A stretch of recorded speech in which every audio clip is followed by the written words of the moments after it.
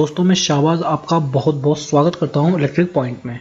और फ्रेंड्स आज मैं आपके लिए इंडक्शन कुकटॉप को रिपेयर करने की वीडियो लेकर आया हूं।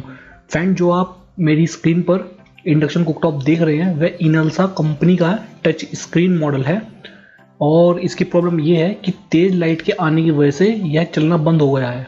तो आज मैं इस वीडियो में यही डिस्कस करने वाला हूं कि अगर आपका इसी कंपनी का या किसी और कंपनी का इंडक्शन कुकटॉप तेज लाइट आने की वजह से खराब हो गया तो आप उसको बड़ी ही आसानी से किस तरीके से दूर करेंगे।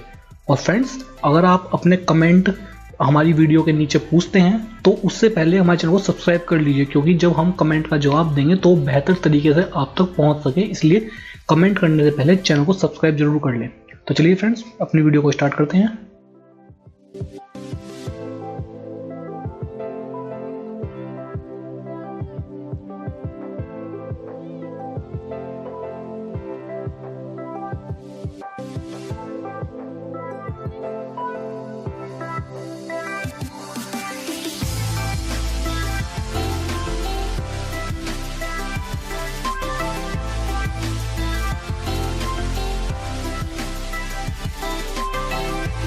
फ्रेंड ये देखिए तेज लाइट आने की वजह से इसका ये वाला कैपेसिटर ब्लास्ट हो गया है और ऊपर से उखड़ गया है। चलिए फ्रेंड्स अब हम इसके फॉल्ट को ढूंढना स्टार्ट करते हैं कि इसका मदरबोर्ड कहाँ से खराब हुआ है।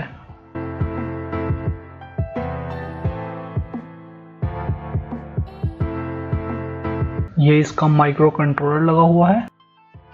तो फ्रेंड सबसे पहले हम इसका फ्यूज चेक करेंगे, उसके बाद इसका IGBT चेक करेंगे, उसके बाद ये कंपोनेंट चेक करके उसके बाद हम ये वाला सर्किट सबसे बाद में चेक करेंगे।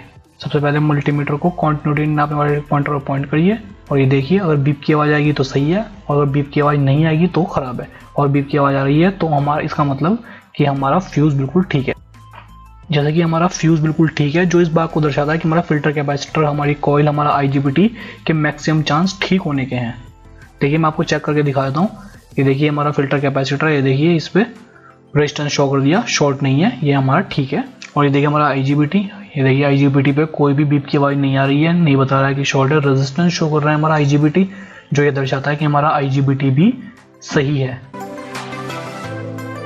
ये देखिए। चलिए फ्रेंड अब हम इस इधर वाले सर्किट को चेक करना स्टार्ट करते हैं। देखिए फ्रेंड्स ये वही कैपेसिटर है जो हमारा ब्लास्ट हो गया है और जब मैं इसको मेजर कर रहा हूँ ये देखिए कोई भी रीडिंग शो नहीं कर रहा है, केवल 1 लिखा हुआ आ रहा है, कोई भी रेजिस्टेंस ये शो नहीं कर रहा है, जो दर्शा रहा है कि ये बिल्कुल ख़राब है, हमको तो इसको तो रिप्लेस करना ही पड़ेगा।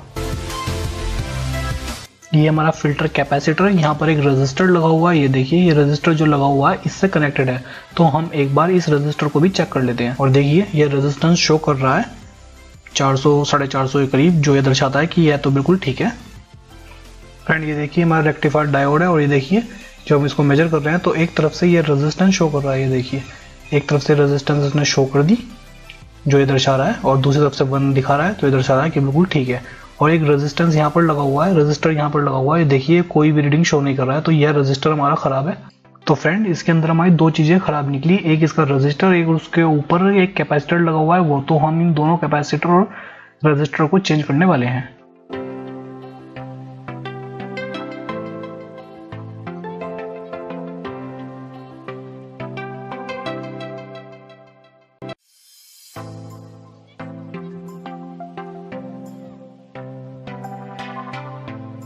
ये देखिए नया कैपेसिटर है जो मैं इसके अंदर लगाने वाला हूँ।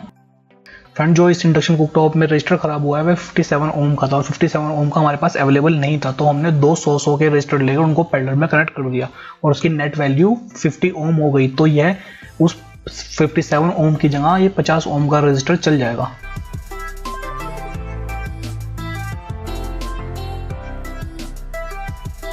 फ्रेंड्स अगर आपको ये वीडियो हमारी अच्छी लगी प्लीज़ इस वीडियो को शेयर करें, लाइक करें। दोस्तों अगर आप हमारे चैनल से जुड़े रहना चाहते हैं तो एक कमाल की वीडियो अपने ईमेल पर मैसेज पर रिसीव करना चाहते हैं तो फ्रेंड्स इस चैनल को सब्सक्राइब करना बिल्कुल भी ना भूलें। धन्यवाद, अस्सलाम वालेकुम।